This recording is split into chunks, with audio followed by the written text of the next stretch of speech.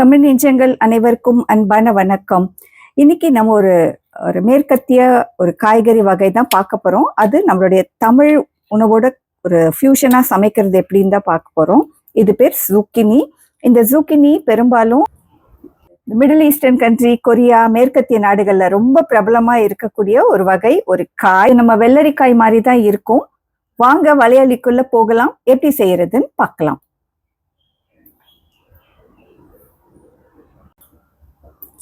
இந்த ஜூக்கினி தான் இன்னைக்கு நம்ம செய்ய போறோம். இந்த ஜூக்கினி இது ஒரு மேற்கத்திய ஒரு காய்கறி. இந்த காய்கறி நம்மளுடைய வெள்ளரிக்காய் மாதிரி தான் இருக்கும். வெள்ளரிக்காவோட அக்கான்னு கூட சொல்லலாம். அதே மாதிரி சுவையில தான் இருக்கு. இந்த ஜூக்கினியை எப்படி செய்யறதுன்னு பார்க்கலாம். வாங்க வலையலிக்குள்ள போகலாம். நிறைய இருக்கு பாருங்க. இது இப்படி பாதியா வெட்டிக்கலாம். இதை இன்னும் கூட கொஞ்சம் சின்னதாக கூட வெட்டிக்கலாம். நான் 3 துண்டுகளாக வெட்டுறேன் பாருங்க. இந்த மாதிரி வெட்டி எடுத்துப்போம். இதை இப்படி கீறிக்கணும்.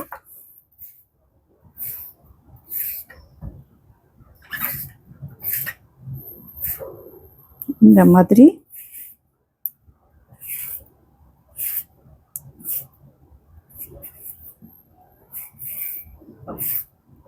மாதிரி கீறி வச்சுக்கணும்.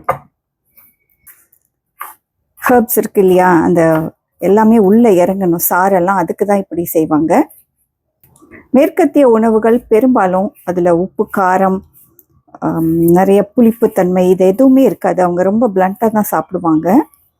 நமக்கேற்ற மாதிரி இந்த உணவை கொஞ்சம் மாடிஃபை பண்றேன். நீங்க பிடிச்சிருந்தா இந்த காணொலியை தொடர்ந்து பாருங்க. நிறைய நீர்த்தன்மை இருக்கும். அதனால இப்படி பேப்பர் டவலை வச்சு ஒரு 5 நிமிடங்கள் இப்படி மூடி வச்சிருவோம்.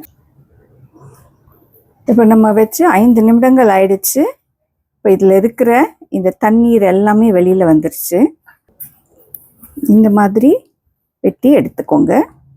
இப்போ இதுக்கு தேவையான சில மூலிகைகள் பார்க்க போகிறோம். அந்த ஹெர்ப் சேர்த்து தான் அவங்க சமைப்பாங்க.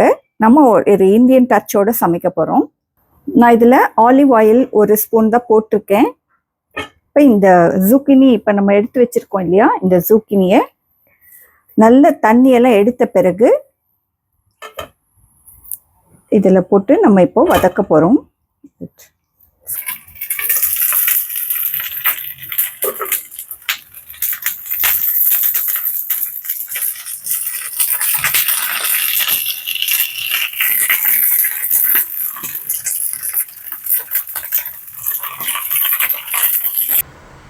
நான் வானல்ல செய்கிறேன்.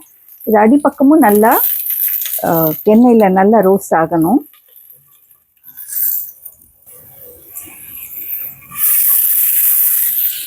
இப்போ இது 2 பக்கமும் நல்லா பெரட்டி போட்டு நம்ம இதை கிரில் பண்ணி எடுத்திருக்கோம்.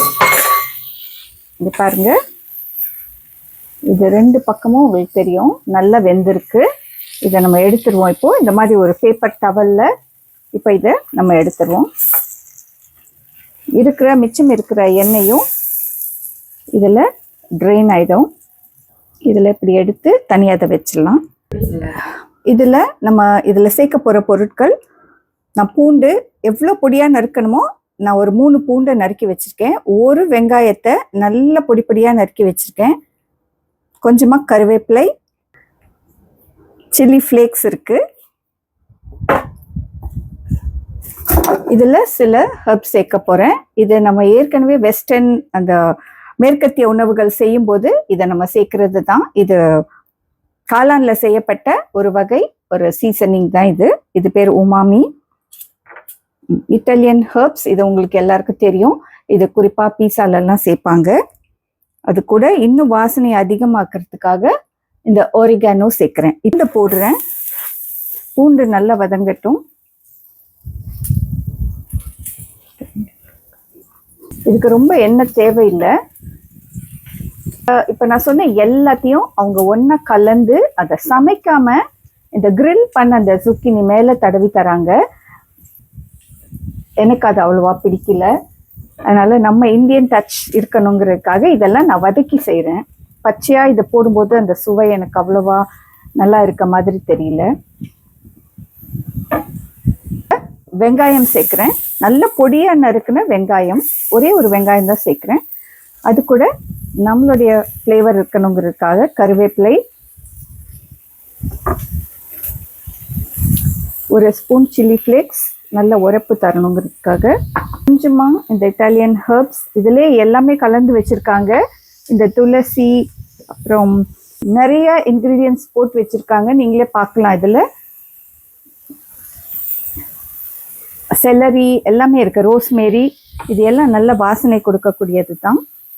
கூட கொஞ்சமாக ஒரிகனோ, இதில் கொஞ்சமாக உமாமி சேர்க்குறேன். இதை நல்லா வதக்கணும். இதை நல்லா வெங்காயம் வதங்கின பிறகு இதை எடுத்துட்டு அப்புறம் நம்ம இந்த ஸ்டர் ஃப்ரை பண்ணோம் இல்லையா, அந்த ஜூக்கினியை போட்டு அது மேலே இதில் தடவி நம்ம சாப்பிடலாம். இந்த வெங்காயத்துக்கு தேவையான அளவு கொஞ்சமாக உப்பு சேர்த்துக்கோங்க. வெங்காயம் நல்லா வதங்கிடுச்சு. இப்போ இந்த வதங்கின வெங்காயத்தை தனியாக ஒரு கிண்ணத்தில் எடுத்துப்போம்.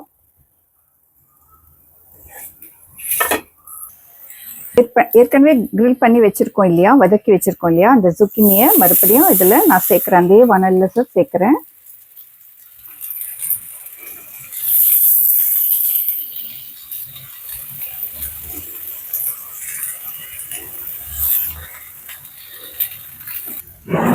இப்போ நம்ம வதக்கி வச்சுருக்கோம் இல்லையா, இதை நம்ம இது மேலே அப்படியே போட்டு வெங்காய வாசனையோட நம்ம சோறோடு தான் சாப்பிட போகிறோம். நமக்கு சோறு தான் முக்கியம். நம்ம இதை சோறோடு சாப்பிட்டு பார்க்கலாம் எப்படி இருக்குன்னு. உங்களுக்கு இந்த காணொளி பிடிச்சிருந்தா தொடருங்க. இந்த காணொளியை பார்த்ததற்கு மிக்க நன்றி. வணக்கம்.